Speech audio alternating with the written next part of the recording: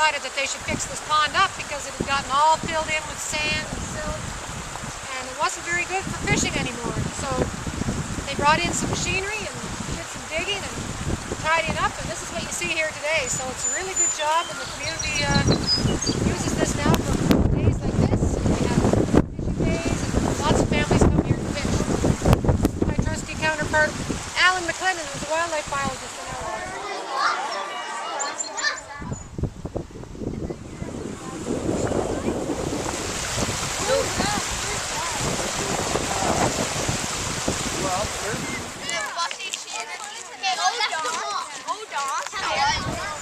Whoa, it's like a... All right, has anybody seen one of these before?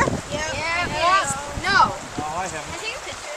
It looks like a thing that you used to catch dogs with. It's like a Ghostbuster machine. People used to know what that was.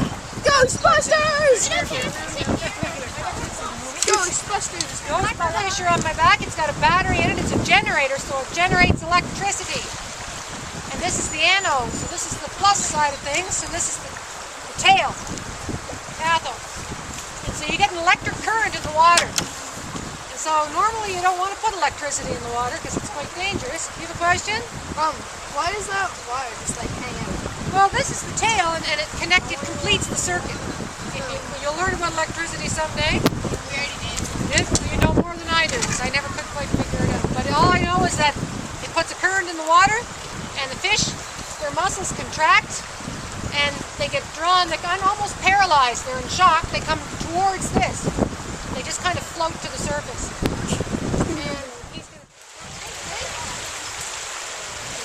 You can't see them because the water is so fast. I see him. My kind of fish.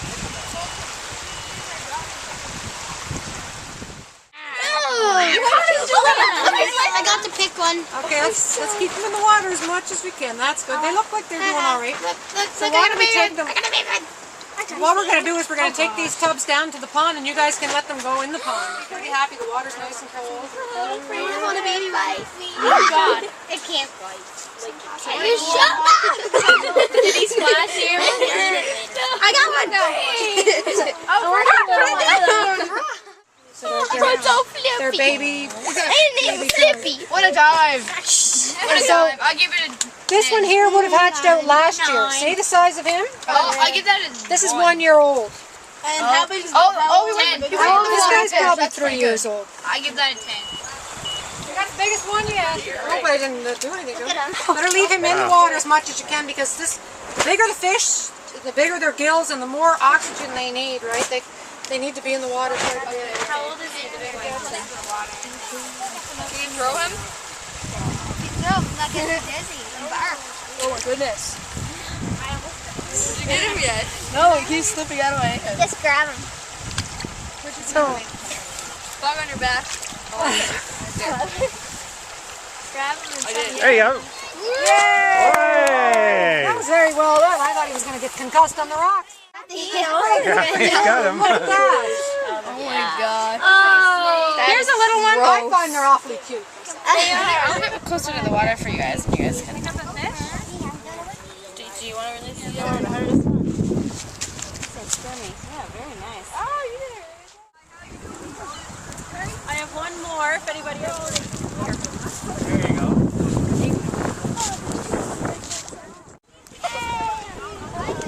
I'm not. I guess they want to go on the rocks. Somebody says, I want to know what kind of what's your name?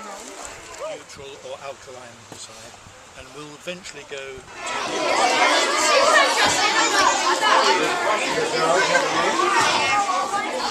survive very well in the city. In the city of Toronto, there's probably more raccoons than there's people. One of the signs that you can tell that an animal's been around, they're scat. And another sign would be tracks. So that's from a bear too, if you saw that around. Platypus? For themselves. Caterpillar, Devin.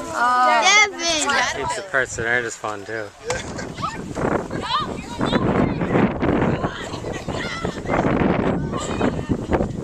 This is called the Mickey fin. They all have names, by the way, but this looks like nothing.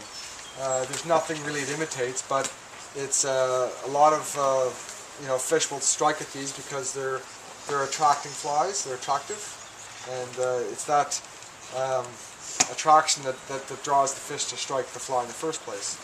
So, two types of flies: attraction flies and flies that actually imitate insects. Go ahead. Thousands of these mayflies on top of the water, and fish will go crazy for them. So that's called a mayfly. So that's the second one that you could use. So you've got leech, you've got mayfly. Somebody casting, you think it's really, really pretty, you're probably a good caster because good fly casting is pretty. But I mean, if you want to really, I can't even see what it's doing. isn't that amazing? But if you wanted to put it like way out there, you never know what you'll get. Anyway, it's a lot of fun. You don't need all the gear and the gadgets that I have.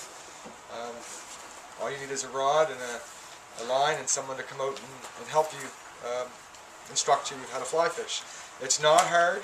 You don't need to have big pipes to go or really strong. You just it's all in the technique. So maybe what we'll do is we'll go and have a few casts and I'll kind of show you how that's done, and we'll wrap things up. So it's not about strength. It's not about chucking weights. It's about using the rod to get your line out in the water. No, you don't think so? I don't know. It's because there's the dog. Oh. I've never seen it like Yeah, they've tried. So, You don't go to a dog.